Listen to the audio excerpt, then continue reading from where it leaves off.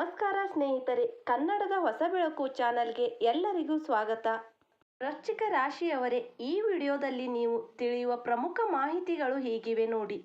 ವೃಶ್ಚಿಕ ರಾಶಿಯವರೇ, ಜೀವನದಲ್ಲಿ ಒಮ್ಮೆ ಭೇಟಿ ನೀಡಬೇಕಾದ ಕ್ಷೇತ್ರದ ಬಗ್ಗೆ. ವೃಶ್ಚಿಕ ರಾಶಿಯವರ ಅದೃಷ್ಟ ಬದಲಿಸುವ ಈ ದೇವಸ್ಥಾನದ ಸಂಪೂರ್ಣ ವಿಳಾಸ ಮತ್ತು ಸಮಯ. ವೃಶ್ಚಿಕ ರಾಶಿಯವರು ಎದುರಿಸುತ್ತಿರುವ ಎಲ್ಲ ದೋಷಗಳು ಈ ದೇವಸ್ಥಾನದಲ್ಲಿ ಪೂಜೆ ಮಾಡಿಸುವುದರಿಂದ ಪರಿಹಾರ ಸಿಗುತ್ತದೆಯೇ? ಇಲ್ಲಿ ಯಾವ ಪೂಜೆ ಮಾಡಿಸಬೇಕಾಗುತ್ತದೆ ಮತ್ತು ವೃಶ್ಚಿಕ ರಾಶಿಯವರ ಗುಣ ಸ್ವಭಾವ ಹೇಗಿದೆ? ಈ ಎಲ್ಲ ಆಸಕ್ತಿದಾಯಕ ಮಾಹಿತಿಗಳನ್ನು ಈ ವಿಡಿಯೋದಲ್ಲಿ ನೀವು ಪಡೆಯುತ್ತೀರಿ. ಹಾಗಾದರೆ ಯಾಕೆ ತಡ?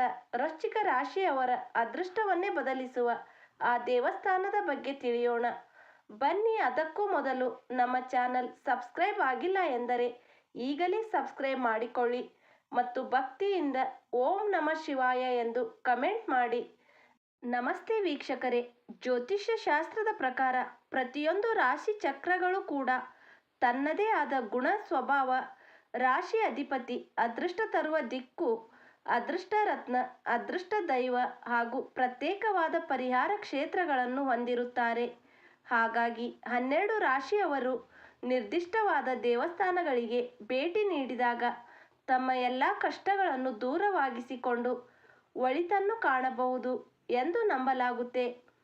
ಜ್ಯೋತಿಷ್ಯ ಶಾಸ್ತ್ರವೂ ಸಹ ಕೆಲವು ಕ್ಷೇತ್ರಗಳಿಗೆ ಹೋಗಿ ವಿಶೇಷ ಪೂಜೆ ಮಾಡಿಸಲು ಶಿಫಾರಸು ಮಾಡುತ್ತೆ. ಅದರಂತೆ ವೃಶ್ಚಿಕ ರಾಶಿಯವರು ಕೂಡ ತಾವು ಹಲವು ವರ್ಷಗಳಿಂದ ಎದುರಿಸುತ್ತಿರುವ ಕಷ್ಟಗಳಿಗೆ ಮುಕ್ತಿ ಹೊಂದಲು ಜೀವನದಲ್ಲಿ ಒಮ್ಮೆ ಆದರೂ ಈ ದೇವಸ್ಥಾನಕ್ಕೆ ಭೇಟಿ ನೀಡಲೇಬೇಕು.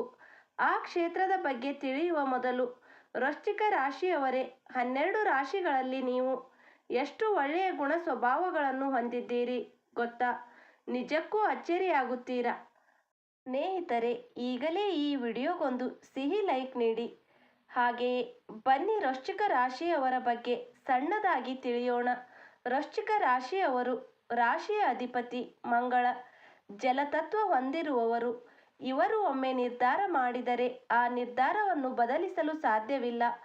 ಅದ್ಭುತವಾದ ಇಚ್ಛಾಶಕ್ತಿಯನ್ನು ಹೊಂದಿರುವವರು. ಸ್ವಲ್ಪ ರಹಸ್ಯ ಸ್ವಭಾವದವರು. ಅವರ ಮನಸ್ಸಿನಲ್ಲಿರುವ ಭಾವನೆಗಳನ್ನು ಯಾರೊಂದಿಗೂ ಸುಲಭವಾಗಿ ಹಂಚಿಕೊಳ್ಳುವುದಿಲ್ಲ. ಪ್ರಾಮಾಣಿಕರು, ನಿಷ್ಠೆ ಉಳ್ಳವರು, ತೀಕ್ಷ್ಣ ಬುದ್ಧಿಯುಳ್ಳವರು. ಆದರೂ ಇವರಿಗೆ ಹಠ, ಕೋಪ, ಅನುಮಾನ ಜಾಸ್ತಿ ಇದೆ. ವೃಶ್ಚಿಕ ರಾಶಿಯವರೇ, ನೀವು ಎದುರಿಸುತ್ತಿರುವ ಕಷ್ಟಗಳು ನಮಗೆ ಗೊತ್ತು. ಮಾನಸಿಕವಾಗಿ ನೀವು ಬಹಳ ಕುಗ್ಗಿದ್ದೀರಿ. ಸಣ್ಣ ಸಣ್ಣ ವಿಷಯಗಳಿಗೂ ಬಹಳ ಯೋಚನೆ ಮಾಡುತ್ತೀರಿ. ಪ್ರತಿಯೊಬ್ಬರನ್ನು ಅನುಮಾನದ ದೃಷ್ಟಿಯಿಂದ ನೋಡೋದೇ ನಿಮ್ಮ ದೊಡ್ಡ ಸಮಸ್ಯೆ. ವಿಪರೀತ ಕೋಪ, ಸೇಡಿನ ಮನೋಭಾವ ಹೊಂದಿರುವವರು. ಇನ್ನು ನೀವು ಎದುರಿಸುತ್ತಿರುವ ಆರೋಗ್ಯ ಸಮಸ್ಯೆಗಳೆಂದರೆ ಅವು ಕೆಲ ಹೊಟ್ಟೆ ಸಮಸ್ಯೆ, ಗುಪ್ತಾಂಗಗಳ ಸಮಸ್ಯೆ, ಅತಿಯಾದ ಉಷ್ಣ, ಇದರ ಜೊತೆ ಕೌಟುಂಬಿಕ ಸಮಸ್ಯೆ, ಹಣಕಾಸಿನ ಸಮಸ್ಯೆ, ವ್ಯಾಪಾರ ವ್ಯವಹಾರಗಳಲ್ಲಿ ತೊಂದರೆ, ಸಂತಾನದ ಸಮಸ್ಯೆ, ಅಂತಹ ಅನೇಕ ತೊಂದರೆಗಳನ್ನು ನೀವು ಎದುರಿಸುತ್ತಿದ್ದೀರಿ. ಆದರೆ ನೆನಪಿಡಿ ಸ್ನೇಹಿತರೆ, ನಾವು ಹೇಳುವ ಈ ಒಂದು ದೇವಸ್ಥಾನ ನಿಮ್ಮ ಹಣೆ ಬರಹವನ್ನೇ ಬದಲಾಯಿಸಬಹುದು. ಏಕೆಂದರೆ ಇದು ವಿಶೇಷವಾಗಿ ವೃಶ್ಚಿಕ ರಾಶಿಯವರ ಪರಿಹಾರ ಕ್ಷೇತ್ರ ಅಥವಾ ಅದೃಷ್ಟ ತರುವ ದೇವಸ್ಥಾನ. ನೀವು ಒಮ್ಮೆ ಇಲ್ಲಿಗೆ ಹೋಗಿ ಪೂಜೆ ಮಾಡಿಸಿದರೆ ನಿಮ್ಮ ಎಲ್ಲ ದೋಷಗಳು ಮಂಜಿನಂತೆ ಕರಗಿ ನೀವು ಅಂದುಕೊಂಡ ಎಲ್ಲ ಕೆಲಸಗಳು ನಿರ್ವಿಘ್ನವಾಗಿ ನೆರವೇರುತ್ತೆ. ಆ ದೇವಸ್ಥಾನದ ಸಂಪೂರ್ಣ ವಿಳಾಸ ಮತ್ತು ಅಲ್ಲಿ ನೀವು ಮಾಡಿಸಬೇಕಾದ ಸರಳ ಪೂಜೆಗಳನ್ನು ಈ ವಿಡಿಯೋದ ಕೊನೆಯ ಭಾಗದಲ್ಲಿ ಮಾಹಿತಿ ನೀಡಿದ್ದೇವೆ. ಅದನ್ನು ಮಿಸ್ ಮಾಡಿಕೊಂಡರೆ ನಿಮ್ಮನ್ನು ಹುಡುಕಿಕೊಂಡು ಬಂದ ಅದೃಷ್ಟವನ್ನು ನೀವೇ ತಳ್ಳಿ ಹಾಕಿದಂತೆ ಆಗುತ್ತದೆ. ಹಾಗಾಗಿ ವಿಡಿಯೋ ಕೊನೆಯವರೆಗೂ ವೀಕ್ಷಿಸಿ. ಮೊದಲು ಈ ದೇವಸ್ಥಾನಕ್ಕೆ ವೃಶ್ಚಿಕ ರಾಶಿಯವರು ಯಾಕೆ ಹೋಗಬೇಕು ಅನ್ನೋದನ್ನು ಮೊದಲು ತಿಳಿಯೋಣ ಬನ್ನಿ. ಜ್ಯೋತಿಷ್ಯ ಶಾಸ್ತ್ರದ ಪ್ರಕಾರ ವೃಶ್ಚಿಕ ರಾಶಿಯವರು ಇಲ್ಲಿ ನೆಲೆಸಲಿರುವ ಶಿವನ ಮಹಾಲಿಂಗವನ್ನು ಪೂಜಿಸುವುದರಿಂದ ತಮ್ಮ ಜನ್ಮ ದೋಷಗಳಿಂದ ಮುಕ್ತಿ ಹೊಂದಬಹುದು ಎಂದು ನಂಬಲಾಗುತ್ತೆ. ಏಕೆಂದರೆ ವೃಶ್ಚಿಕ ರಾಶಿಯವರ ಅಧಿಪತಿ ಮಂಗಳ ಗ್ರಹವಾಗಿದ್ದು ಭೂಮಿಯ ತತ್ವಕ್ಕೆ ಸಂಬಂಧಿಸಿದ ಈ ಕ್ಷೇತ್ರವು ಕೂಡ ಪೃಥ್ವಿ ತತ್ವಕ್ಕೆ ಸೇರಿದದ್ದಾಗಿದೆ. ಇಲ್ಲಿ ನೀವು ವಿಶೇಷವಾದ ಪೂಜೆ ಮಾಡಿಸುವುದರಿಂದ ಮಂಗಳ ದೋಷ, ರಾಹುವಿನ ಅಶುಭ ದೃಷ್ಟಿಯಿಂದ ಪಾರಾಗುತ್ತೀರಾ. ಅಷ್ಟೇ ಅಲ್ಲ, ಮಾನಸಿಕ ಒತ್ತಡ, ಚಂಚಲ ಮನಸ್ಸು, ನಿರ್ಧಾರ ತೆಗೆದುಕೊಳ್ಳಲು ಗೊಂದಲ, ದಂತಹ ಸಮಸ್ಯೆಗಳಿಂದ ಕೂಡ ಮುಕ್ತಿ ಪಡೆಯುತ್ತೀರಿ. ಇದಲ್ಲದೆ ಜೀವನದಲ್ಲಿರುವ ಸವಾಲುಗಳು, ಗುಪ್ತ ಶತ್ರುಗಳ ಕಾಟವನ್ನು ಎದುರಿಸುವ ಶಕ್ತಿ ನಿಮಗೆ ದೊರೆಯುತ್ತದೆ. ಒಟ್ಟಾರೆ ಈ ಒಂದು ಕ್ಷೇತ್ರವು ವೃಶ್ಚಿಕ ರಾಶಿಯವರಿಗೆ ಕರ್ಮ ದೋಷ ನಿವಾರಣೆ, ಉತ್ತಮ ಆರೋಗ್ಯ ರಕ್ಷಣೆಗಳನ್ನು ನೀಡುತ್ತೆ. ಆದಷ್ಟು ನೀವು ಈ ದೇವಸ್ಥಾನಕ್ಕೆ ಜನ್ಮ ನಕ್ಷತ್ರ ಅಥವಾ ಮಂಗಳವಾರದಂದು ಭೇಟಿ ನೀಡಿ ಎಂದು ಸಲಹೆ ನೀಡುತ್ತೇವೆ. ಅಂದ ಹಾಗೆ ಈ ದೇವಸ್ಥಾನ ಯಾವುದು ಅಂತ ಕಾಯ್ತಾ ಇದ್ದೀರಾ?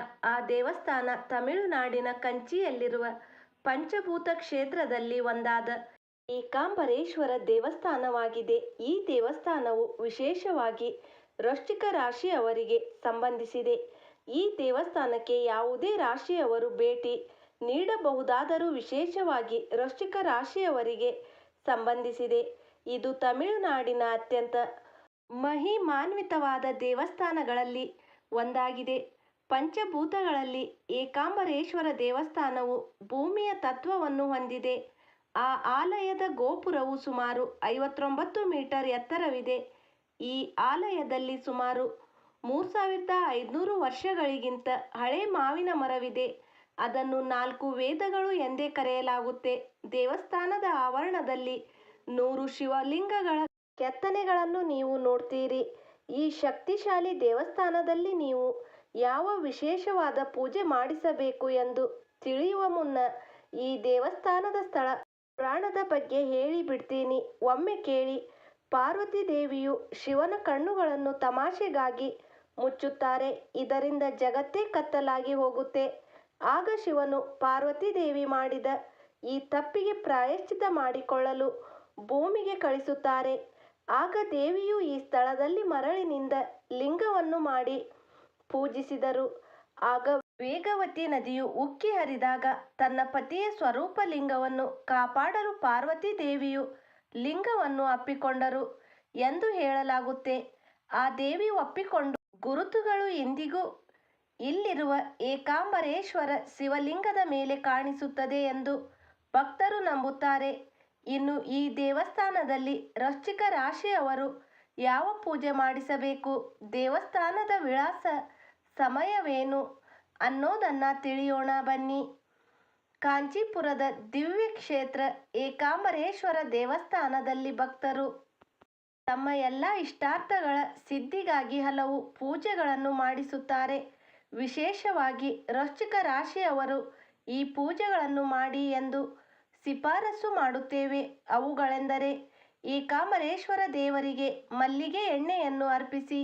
ಇದು ಬಹಳ ಶ್ರೇಷ್ಠ, ಏಕೆಂದರೆ ಇಲ್ಲಿನ ಶಿವಲಿಂಗವು ಮರಳಿನಿಂದ ಮಾಡಲ್ಪಟ್ಟಿರುವ ಕಾರಣ ಜಲಾಭಿಷೇಕ ಮಾಡುತ್ತಿಲ್ಲ. ನೀವು ರುದ್ರಾಭಿಷೇಕವೂ ಮಾಡಿಸಬಹುದು. ಈ ಅಭಿಷೇಕ ಮಾಡಿಸುವುದರಿಂದ ಜೀವನದಲ್ಲಿ ಎದುರಾಗುವ ಕಷ್ಟಗಳು, ಗ್ರಹ ದೋಷಗಳು, ಶತ್ರು ಬಾಧೆಗಳು ದೂರವಾಗುತ್ತದೆ.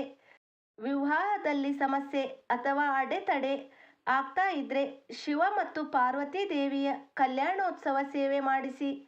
ಸಂತಾನ ಸಮಸ್ಯೆ ಇರುವ ದಂಪತಿಗಳು ದೇವಸ್ಥಾನದ ಆವರಣದಲ್ಲಿರುವ 3500 ವರ್ಷದೊಳಷ್ಟು ಹಳೆಯ ಮಾವಿನ ಮರದ ಕೆಳಗೆ ಕುಳಿತು ಶಿವ ಪಾರ್ವತಿ ವಿಗ್ರಹಕ್ಕೆ ಪೂಜೆ ಮಾಡಿಸಿ. ನಿಮ್ಮ ಕಷ್ಟಗಳು ದೂರವಾಗಲು ಇಲ್ಲಿನ ನಂದಿ ವಿಗ್ರಹಕ್ಕೆ ಪೂಜೆ ಸಲ್ಲಿಸಿ. ಈ ದೇವಸ್ಥಾನದ ಸಂಪೂರ್ಣ ವಿಳಾಸ ಹೀಗಿದೆ. ಬೆಳಗ್ಗೆ 6 ಗಂಟೆಯಿಂದ ಮಧ್ಯಾಹ್ನ 12:30ವರೆಗೂ ಹಾಗೂ ಸಂಜೆ 4 ಗಂಟೆಯಿಂದ ರಾತ್ರಿ 8:30ವರೆಗೂ ತೆರೆದಿರುತ್ತದೆ. ನೋಡಿದ್ರಲ್ಲ ಸ್ನೇಹಿತರೆ, ವೃಶ್ಚಿಕ ರಾಶಿಯವರ ಪರಿಹಾರ ಕ್ಷೇತ್ರ ಯಾವುದು ಅಂತ. ನಿಮಗೆ ಯಾವ ರಾಶಿ ಅಥವಾ ನಕ್ಷತ್ರದ ಪರಿಹಾರ ಕ್ಷೇತ್ರ ಬೇಕು ಅನ್ನೋದನ್ನು ಕಮೆಂಟ್ನಲ್ಲಿ ನಮಗೆ ತಿಳಿಸಿ. ನಾವು ಆ ವಿಡಿಯೋ ಮಾಡಿ ನಿಮಗೆ ನೀಡುತ್ತೇವೆ. ವಿಡಿಯೋ ನೋಡಿದ್ದಕ್ಕೆ ಧನ್ಯವಾದಗಳು. ದಯವಿಟ್ಟು ಹೆಚ್ಚಿನ ವಿಡಿಯೋಗಳನ್ನು ನೋಡಲು ನಮ್ಮ ಹೊಸಬೆಳಕು ಚಾನಲ್ಗೆ ಸಬ್ಸ್ಕ್ರೈಬ್ ಮಾಡಿ, ಲೈಕ್ ಮಾಡಿ, ಕಮೆಂಟ್ ಮಾಡಿ ಮತ್ತು ನಿಮಗೆ ಇಂತಹ ವಿಡಿಯೋ ಇಷ್ಟವಾದರೆ ದಯವಿಟ್ಟು ನಿಮ್ಮ ಫ್ಯಾಮಿಲಿ ಅಥವಾ ಫ್ರೆಂಡ್ಸ್ ಜೊತೆ ಹಂಚಿಕೊಳ್ಳಿ. ಧನ್ಯವಾದಗಳು.